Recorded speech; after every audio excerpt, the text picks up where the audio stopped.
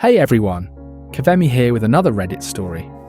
Today's story is about a man who, after years of being his family's doormat, finally refused to be his sister's servant.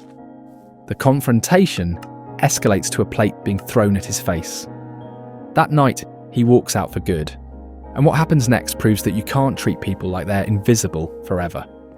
It's a powerful story of standing up for yourself and leaving a toxic family behind. Settle in. Enjoy the Minecraft in the background, and let's get into it. The title is, When My Family's Peace Meant I Had to Be Their Servant, I Chose to Leave for Good. Now they're facing the real consequences. I don't normally post, but I thought I'd relate my experience because it still seems insane to me. I was the one who kept everything together at home while my sister Bianca was pampered like royalty. I put up with it for years, but things got worse in unexpected ways. Let's just say I stopped playing the servant role. And what occurred next turned everything upside down, so I'm 24 now, but at the time I was 22. So, in order to understand how all of this happened, I have to go back a little bit. My family, imagine a sitcom with no laugh track, only shouting, guilt trips, and me running around like the household's unpaid intern. That was essentially my childhood. I have one sister. She is 20 years old, 2 years younger than me. And let me tell you, she was raised as if she were the universe's crown jewel, spoiled to the bone. If she sneezed, my mum, Evelyn, would reach for Kleenex. My dad, Frank, pretended it was cute, and I'd be the one tasked with throwing away the Kleenex. Meanwhile, I could get all A's or win a tournament, and the reaction would be, "That's nice. Now take out the trash." I've always been the natural handyman. Lawn mowing fell to me. I'm hauling groceries. Heavy furniture moves me. I drove little Princess to her friend's house because she didn't want to walk. Always me. The weird part is that I wasn't merely expected to do it.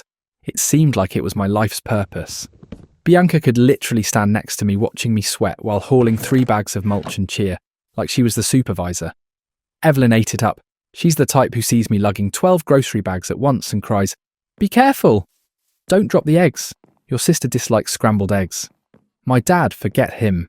He was always the quiet sort doing whatever it took to keep the peace. Peace, of course, meant injuring my back while Bianca sat on the couch scrolling.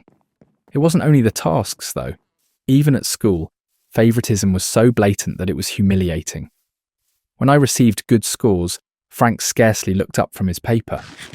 Evelyn would remark, "That's understandable, you're smart." Translation, nobody cares. But Bianca only got a D in math, and you'd think she cured cancer. Ice cream excursion, social media updates, and hugs in the living room. "We're very proud of you, honey. You're doing your best." She didn't always bring her assignments home. The toughest part was not even what I had to do. It was the way they complimented her on doing nothing. For example, she once vacuumed 1/3 of the living room and left the cord tangled everywhere. Evelyn walked in like, "Oh, look how responsible she is helping the house." Meanwhile, I was sweating outdoors, mending a burst sprinkler line since Frank said, "You have strong arms. Handle it." No thank you. No appreciation. I just assumed I'd do it. By the time I was 20, I felt like a live-in worker. I worked part-time at a hardware store while also attending school. But when I went home, I found a list of duties waiting for me. Bianca was too stressed to help. "What is the source of your stress?" Posting selfies on Instagram. The car stuff was another level. I gathered money and purchased my first Beta, a 2005 Ford Focus. I paid for it using my own money. Within 3 weeks, Bianca was demanding rides everywhere. Whether I had plans or employment, she would reply, "You are my brother. You are supposed to drive me." Of course, if I refused, she would cry to Evelyn, which began the lecture. "Why are you so selfish? She's your sister. Family helps family." It's funny because no one ever asked her to help me. And Frank, he was simply invisible. He would only intervene if things got heated. Even then, he took Evelyn's side. "Just do it, son. It's not worth the fight." Classic. He acted as if keeping Bianca pleased was a national security job, and I was the soldier sent to carry it out. Looking back, it felt like I was a supporting character in a play with Bianca as the star. Every scene swirled around her. All of the applause went to her. My duty was to raise props, clean the stage, and then disappear while she received all of the attention. By the time I got to college, I figured I'd finally break out of it. I had scholarships lined up and a decent chance of establishing anything, but the family found a way to entice me back in every break and vacation. It created a chip on my shoulder, as if I wasn't just bringing their groceries, I was carrying the entire circus. And if I did speak out, I was resentful. That was Evelyn's favourite term. We have given you everything. How dare you talk back? You assigned me duties. There are endless duties and a front row seat for Bianca's parade. So growing up, I quickly realised that I wasn't their son. I was their mule, and she was more than simply the golden child. She was impenetrable. Evelyn would defend her in any situation. Frank would remain mute, leaving me to take the blame. But here's the thing. You can only push someone so far before they begin pushing back. And at 22, I was no longer the kid who shut up and drove Bianca to the mall. I had learned to play smarter. I wasn't just a mule anymore. I was the mule with a plan. Growing up in a house where you are required to bend down at all times teaches you to anticipate moves. I knew Bianca was going to pull a stunt eventually. She always did, and I knew Evelyn would back her up without hesitation while Frank sat there pretending nothing was happening. So it didn't surprise me that everything went wrong during supper. What surprised me was how far they went. There were only 4 of us that night. No visitors, no neighbours, just family. Evelyn prepared one of her signature buffets, pasta, salad, and garlic bread. I sat down, preparing myself for the spectacle. Bianca sat in her chair across from me, swiping through her phone like the queen she imagined she was. Frank mumbled something about hotel reservations. Evelyn was worrying over napkins as if the world relied on their being folded properly. Dinner begins, and for 7 lovely minutes, everything is normal. Chewing, little chat, and silverware clinking. Then it happens. Bianca dropped her fork. Not in a big fashion, just a slight slip, and it falls next to her chair. She doesn't blink or bow down. She merely stares at me and says, "Pick that up." I laugh out loud. Not a nervous laugh, nor a courteous chuckle. I burst out laughing because I believed she was joking. But no. Her expression was dead serious. She even cocked her chin upwards like a movie villain. I said, "Pick it up." Evelyn's head sprang up. "You overheard your sister, don't be tough." I reclined back in my chair, fork in hand, spaghetti almost in my mouth. She has 2 hands. Gravity affects her in the same way that it affects me. If she dropped it, she can retrieve it. Evelyn responded as if I had cursed out the Pope. She slams her hand upon the table. "Do not start tonight. Just do it." I point to the fork on the floor.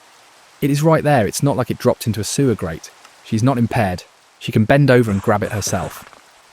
Frank clears his throat as if he is about to speak, but he does not say anything. He just gives me that disappointed dad expression, which he saves exclusively for me. Bianca smirks with that smug little twist of her lip that she's perfected since middle school. Wow, do you really believe you're too good to help your family? Servants should understand their responsibilities. That word, servant, triggered something in me. Not wrath or despair, just a cold switch flipped because she meant it. She was not joking, she wasn't teasing. That's exactly how she saw me. Not her brother, but her servant. I set down my fork on my plate. The clink resonated, making the entire table stiff. "I'm not your servant," I said. I spoke in a calm, bland tone that made it plain I wasn't lying. Evelyn exclaims louder now. "Please stop embarrassing us. Do you realise how ungrateful you sound? Your sister has had a long day. The least you can do is assist her." I glance across the table at Bianca, who is sitting back in her chair, arms folded like if she's watching a show. A long day spent doing what? Taking selfies, scrolling over Instagram. Yeah, sounds exhausting. Evelyn snapped. She grabbed the nearest object, her plate, and threw it at me. No warning, no hesitancy, simply full-fledged fury mode. The plate smashed against my cheek, and for a split second I felt no pain, only shock. Lettuce and vinaigrette went everywhere. The sting was acute and burning, and I could feel blood streaming down the side of my face. I stood up, hand on my cheek, staring at her. Evelyn was standing now, chest thumping and eyes flaming, as if I had just committed treason. Frank finally pushed his chair back, but he did not approach me, just sat there, frozen. Bianca did not even flinch. She just leaned closer, smirking, and said, "I told you, servants don't talk back." I did not yell, cuss, or give them any gratification. I just turned and left the dining room. The sound of my chair scraping across the tile was the only response I gave them. Upstairs, I locked my door and finally breathed. My cheek throbbed and blood mixed with vinaigrette. I took my phone, opened the camera and began taking photos. The 2 cuts, the swelling, and the pile of food remaining on my shirt. Every click reassured me. Proof. That's all I needed. No screaming matches, no needless arguments, just cold, indisputable evidence. And while I sat there rubbing a towel against my face, I knew something. This wasn't only about a fork on the ground. This was years of being viewed as a helper. Years spent being invisible until someone needed anything. Tonight was not a random event. It was the outcome of every time I allowed them to treat me as a servant. But those days were numbered, as the mule with a plan had just gathered his first piece of proof. After dinner, things became strange in the house. Evelyn pretended nothing had happened, as if she hadn't thrown a plate at my face, like she was trying out for the MLB. Frank remained glued to his laptop, as if his resort emails were life or death.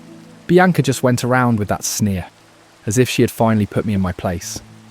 But here's the deal. You can't get away from the idea of freedom once you've tasted it. I was not going to sit back and let them reset everything like it was any other Tuesday.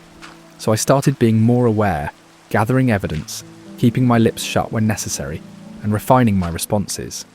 A few days later, I was outside in the driveway working on my car, hood up, grease on my hands, sun beating down.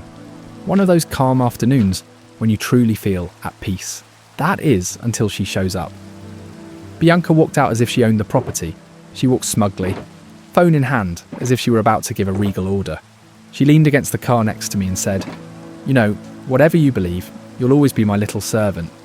That is all you are." I washed my hands with a rag and looked at her.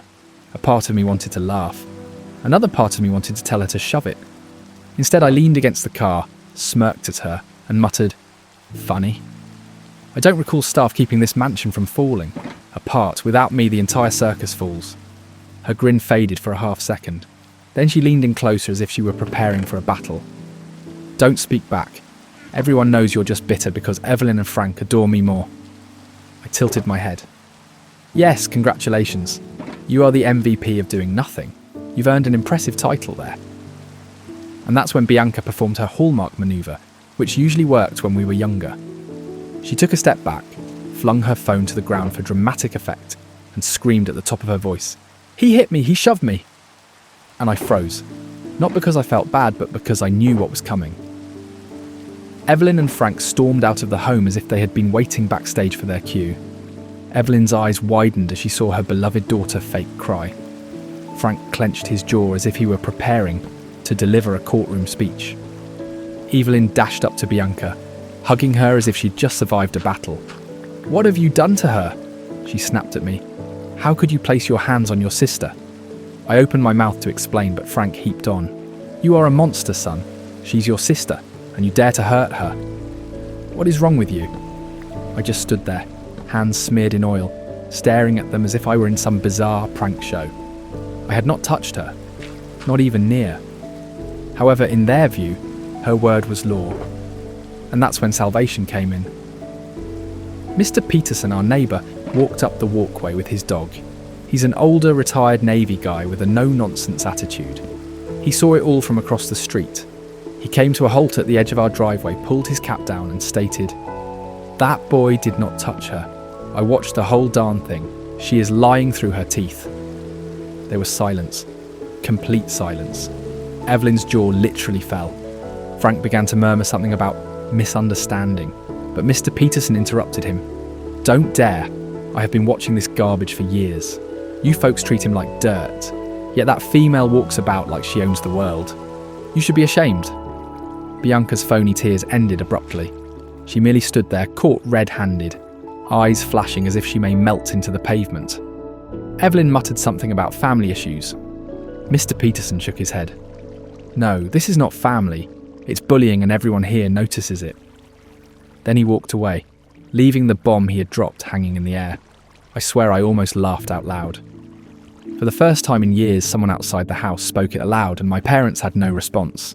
They just stood there like someone had pulled the rug out from under them. That night, I sat in my room, still contemplating it. Mr. Peterson did not simply call them out. He validated me, proved I wasn't insane, that it wasn't all in my head. Outsiders noticed it too. While sorting through some old boxes in my closet, I discovered something else that sparked a fire within me. Letters from my late grandfather, Frank's father. I'd seen them before, but never read them carefully. This time I did, and they landed hard. One line remained with me. Don't let anyone turn you into a mule, son. A man creates his own life. Carrying everyone else will just break you down. I must have read that statement a dozen times because that was just what I had been doing. Carrying them, their emotions, tasks and junk. And for what? Nothing. That's when the plan began to solidify in my mind. I wasn't simply daydreaming about leaving anymore. I was going to try it for real. I started tiny.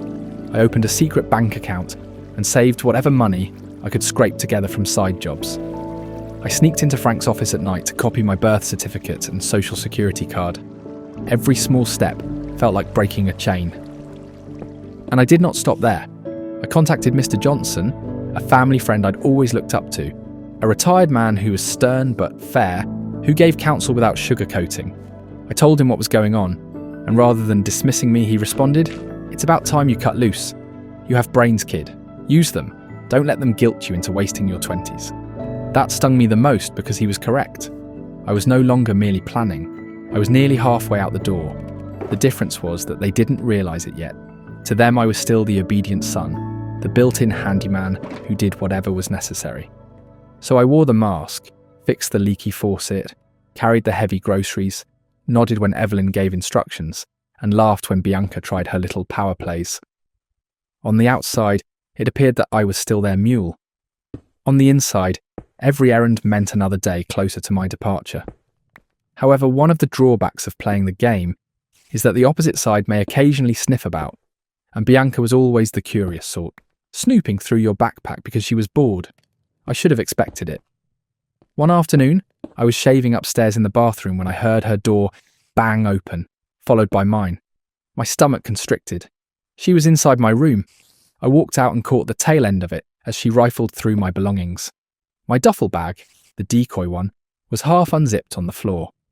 I had planted it many weeks ago, complete with exercise clothing, old sneakers, and printed resumes for nearby jobs.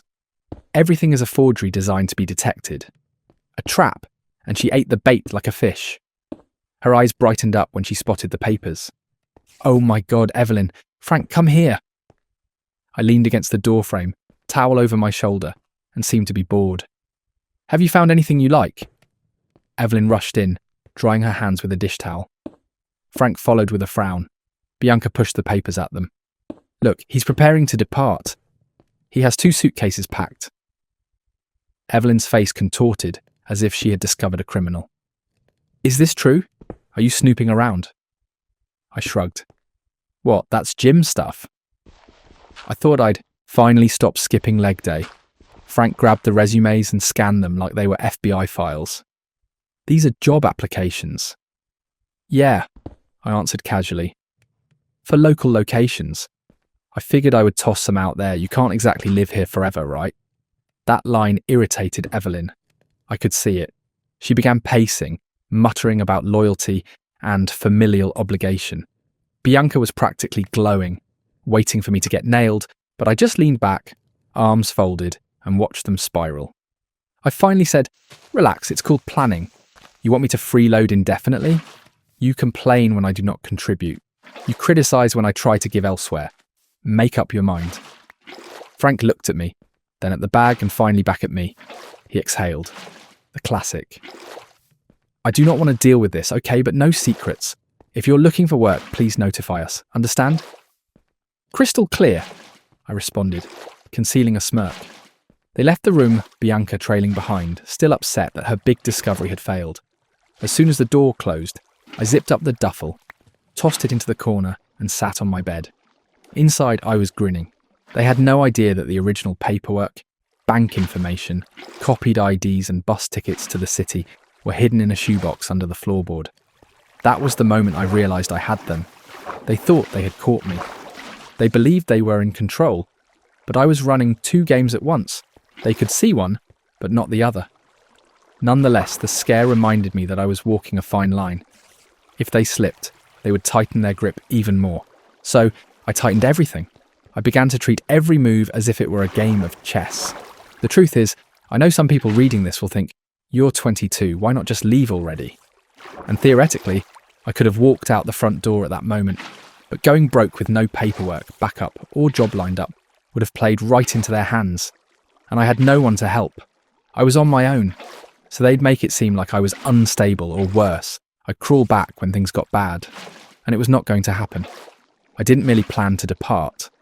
I planned to leave so clean that they'd never be able to bring me back.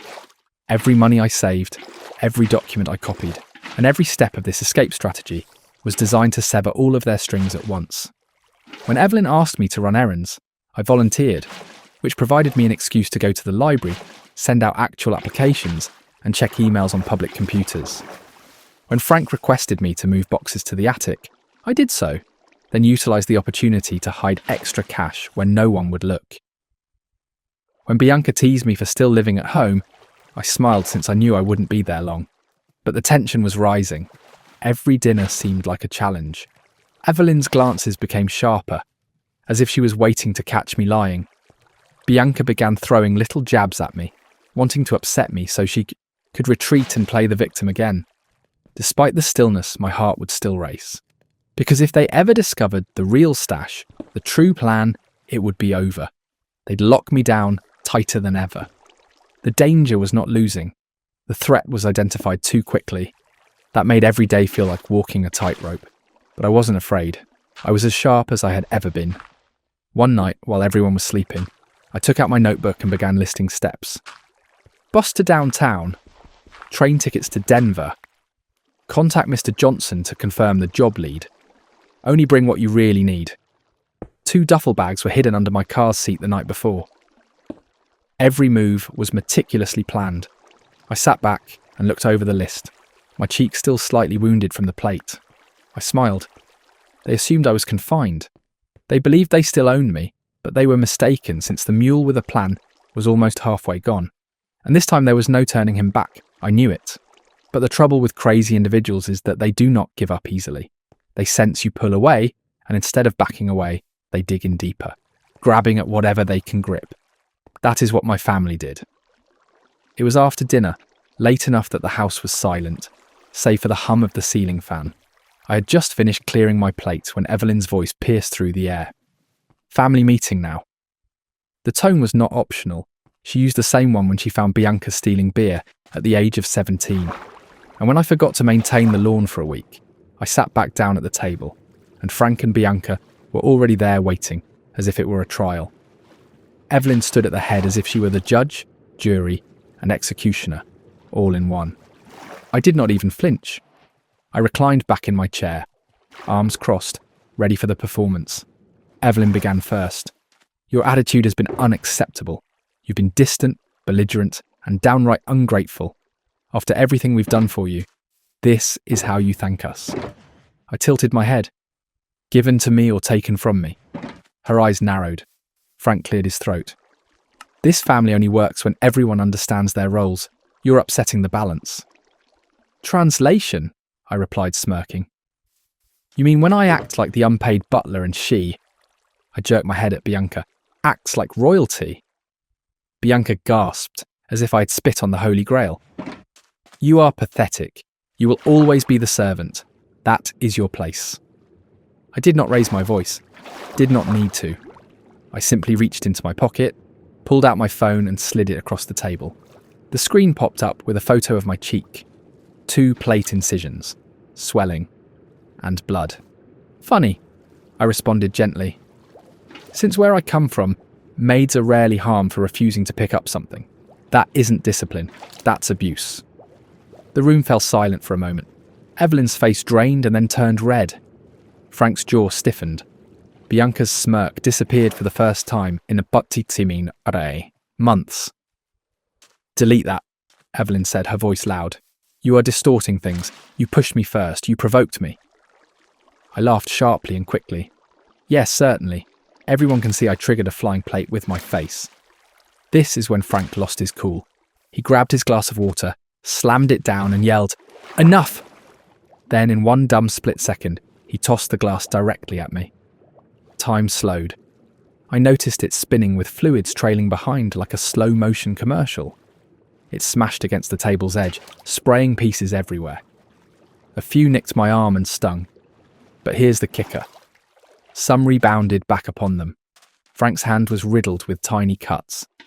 A piece of Bianca's naked leg, and the masters of the mansion appeared less like kings and queens, and more like clowns suffering from their own mess. I rose up slowly, wiping shards from my clothing. My voice came out calmly. "There is no movement. You've just proven my argument. You're not just toxic, you're dangerous." Evelyn scrambled, hands flailing. "There was an accident. He didn't mean to..." I held up my phone, already photographing the shards, cuts and mess. "It doesn't matter. This isn't just a family drama anymore. It's evidence," Bianca said quietly for a change. There was no grin or swift insult, only startled eyes as they realised the game had changed. I took my bag from beneath the chair, slung it over my shoulder, and stared each of them dead in the eye. "You thought you could keep me trapped here forever, but now you've given me every reason to make it official." Evelyn's voice was raspy. "What do you mean?" I said, stepping toward the door. "I'm going to file charges. Do you think I'll allow you keep hurling things at me until one day it becomes worse? Nah, this is over now." Frank pushed forward, as if he wanted to stop me. But a glance at the phone in my hand stopped him, mid-step. He knew. They all knew the power dynamic had flipped. I strolled out of the room as if I owned it. Their voices lingered behind me, a combination of panic, fury, and phony pleading. But I didn't stop because I recognised the plan wasn't only to leave silently. It was about destroying the bridge behind me so that they could never bring me back. Nothing lights a bridge faster than the truth, backed up by cold, indisputable proof. That night, I did not sleep. Couldn't. However, my thoughts were not racing in panic. It was steady and clear, as if someone had finally removed the fog from a windshield. Every bruise, fragment, and photo on my phone served as more than just proof. It was fuel. By morning, I had my duffel in the trunk, my documentation in a folder, and my departure planned out to the minute. I didn't say goodbye or leave a note. I strolled out the door with the same calm I'd maintained since the glass cracked. First stop, the police station. Walking in with a bandaged cheek and fresh cuts on my arm made me stand out quickly. I asked for an officer, placed my phone on the desk and let the pictures speak for themselves. The cop glanced through the photos, his brow furrowing with each swipe, the plate cut, bruises and broken glass littering the dining room floor. "You're saying both events included your parents?" he asked. "Yep." Evelyn threw the plate first and Frank tossed the glass second. "I have timestamps, 2 neighbours who witnessed sections of it, and a phone full of evidence. Tell me what that looks like." He didn't debate or belittle it. He simply nodded and started typing. "Looks like assault to me." Hearing it labelled out loud seemed like a weight was lifted off my shoulders. It was not a family drama. It was not discipline. It was an assault. Period. They submitted the report, gave me copies, and promised to follow up with Mr. Peterson regarding his witness statement. And just like that, the narrative I'd been stuck in for years flipped. It did not happen overnight. A few weeks later, the charges were officially filed, and that's when the dominoes fell. By the afternoon, I was at Mr. Johnson's house, the mentor I had trusted. He had left a spare room free for me and said I may stay as long as I needed. We sat at his kitchen table and I sipped coffee, and he gave me the approving nod that only old men with military haircuts can give. "I told you it had come to this," he said. "Don't waste this opportunity. Build your own life." So I did. I stayed at Mr. Johnson's for a while, assisting around the house while arranging the job offer. 3 weeks later, I packed my duffel, took the bus to the station, and purchased an Amtrak ticket to Denver. Watching the miles pass by out the window, I realised I wasn't just leaving a house. I was leaving the entire cage behind. Within 3 weeks, I obtained a job offer from one of the companies I'd been applying to. The moment I walked out of that house, college was paused. I didn't have enough time to attend classes while also reconstructing my life. So work came first. Nothing fancy, but it was mine. My paycheck. My independence. No more being instructed when to take out the garbage or who to serve. Denver became home base, first a friend's couch, then a cramped studio with creaky floors and a view of a brick wall. But here was my brick wall. I cooked my own food, had my own schedule, and lived by my own rules. Every time I dropped a fork on the floor and bent down to pick it up, I giggled, stupid yet symbolic. My fork, my hand, my preference. Meanwhile, back home, the consequences were severe. Evelyn and Frank were surprised that the cops did not brush it under the rug. They followed through. Evelyn and Frank face assault accusations. Nothing felony level at first, but enough to tarnish their records and have their neighbours talking. And gossip spreads faster than hurricanes in that neighbourhood. Evelyn suddenly ceased to be the queen of block parties. She was the mum who flung a dish at her son. Invitations ceased up. Her friends, to whom she used to gloat, began to avoid her. Frank did not escape either. The resort industry lives on reputation. Word spread that he was having family troubles. And just like that, his manager stopped trusting him with major accounts.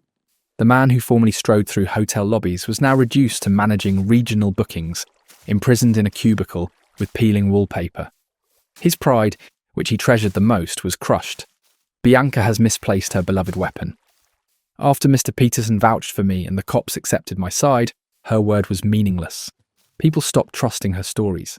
Without me to fetch and carry, she was forced to live like the rest of us. Work, bend and sweat. According to what I've heard, she ended up serving lattes at a coffee shop and posting sad Instagram captions about grinding. Reality check served boiling hot. I didn't gloat publicly, but internally, watching them crumble from a distance was the most satisfying feeling I'd ever had. Not because I want vengeance for its own sake, but because the world finally recognised them for who they truly were, and I wasn't their mule anymore. I was not their scapegoat or servant. I was just a guy finally free and living. Every paycheck I received, every late-night brainstorming session at work, and every calm evening in my apartment proved I'd made it out.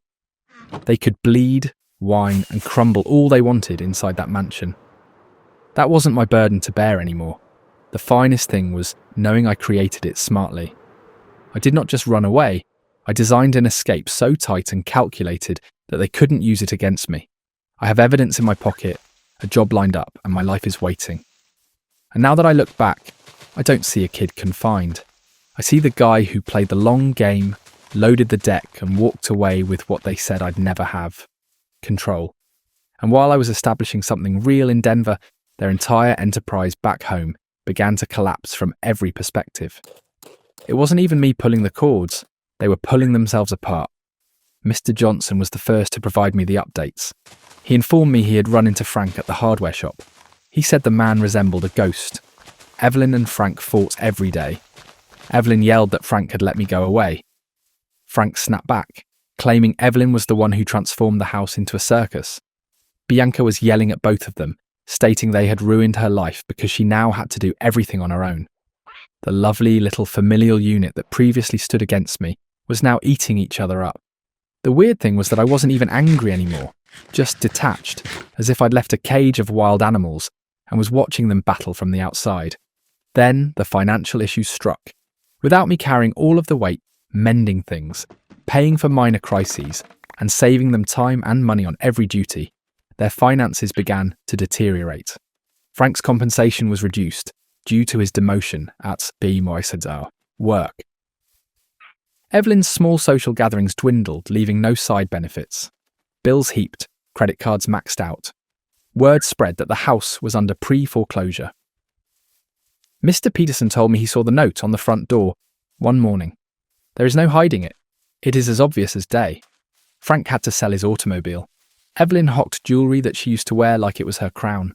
When people saw them shopping at inexpensive stores, they looked away, as if they didn't recognise them. People who relied on bragging rights couldn't recover from such a setback. Then came the trivial stuff, which made me chuckle the most. Bianca attempted to move out on her own, gloating publicly that she was finally independent. She barely lasted 4 months before going back home, because rent was eating her alive. Evelyn sent me an email attempting to guilt trip me.